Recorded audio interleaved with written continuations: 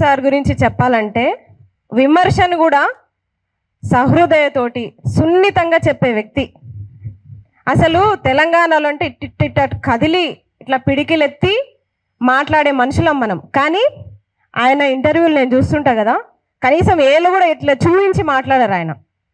అట్లాంటి వ్యక్తిత్వం ఉన్న మనిషిని, ఎవరిని నొప్పించకుండా విమర్శించే మనిషిని ఈరోజు కేసుల పేరిట, పోస్టర్ల పేరిట డైరెక్టు మీ ఐడిలో ఆయన మీద జెండాలతో పోస్టర్లు పెట్టి ఇబ్బంది పెడుతున్నారు.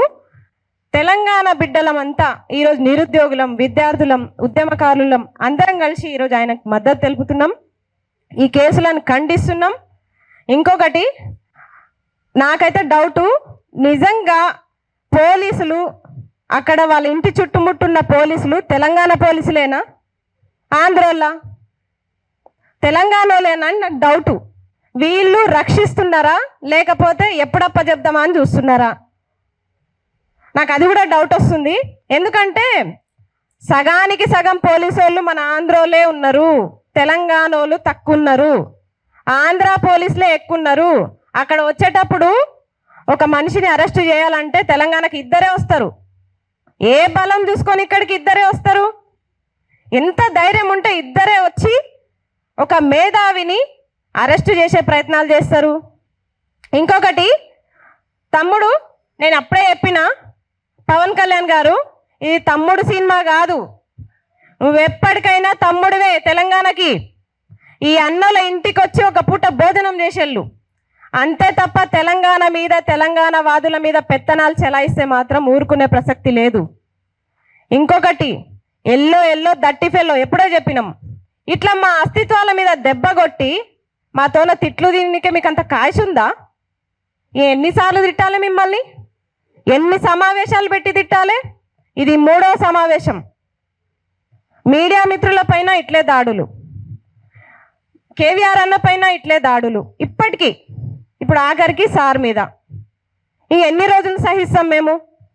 మర్యాదగా చెప్తున్నాం, దట్టి ఫెలోస్ ఆ పోస్టర్లు తీసేయండి, లేకపోతే ట్రోలింగ్ మీకే కాదు, మేము ఇంకా తెలంగాణ యువతలం, మాకు ఇంకా ట్రోలింగ్స్ వస్తాయి. ఇక్కడ నుంచి పోయిన మరుక్షణం ఆ పోస్టర్ మాకు కనిపించద్దు. ప్రశ్నిస్తే జెండాలు కప్పుతారు, ప్రశ్నిస్తే కండువాలు కప్పుతారు. అంటే ప్రశ్న అనేది కండువాలకు కట్టుబడి ఉండేది అనుకుంటున్నారా? ఏమనుకుంటున్నారు అసలు? తమ్ముడు పవన్ కళ్యాణ్, తెలంగాణలో కూడా మీ జనసేన ఉంది. మరి ఈరోజు వాళ్ళు ఏం చేస్తున్నారో తెలియదు. తెలంగాణలో ఉన్న పార్టీలే కొట్టుకొని వస్తున్నారు. మీ పార్టీ అవసరం లేదు మాకు. ఒక హీరోగా తెలంగాణలో మిమ్మల్ని ఆదరిస్తాం, ఒక అన్నగా ఆదరిస్తాం. కానీ మీరు ఇట్లా మా మీదనే ప్రత్యక్ష దాడులు చేస్తే మాత్రం సహించం. ఇంకెన్ని రోజులు ఇట్లా దాడులు చేస్తారు? నిజంగా సెక్యూరిటీ వీళ్ళంతా పోలీసులు సగానికి సగం ఆంధ్రోళ్ళే ఉన్నారు. నేను ఖచ్చితంగా చెప్తా, ఖచ్చితంగా ఆంధ్రోళ్ళే. ఒక 2-3 మన తెలంగాణ వాళ్ళు ఉంటారు. అట్లా ఉంది పరిస్థితి. కాబట్టి యావత్ తెలంగాణ అంతా కూడా మన అస్తిత్వం పైన దాడి జరిగితే మాత్రం ఎవ్వరు కూడా సహించబోం, ఖచ్చితంగా ప్రశ్నిస్తాం.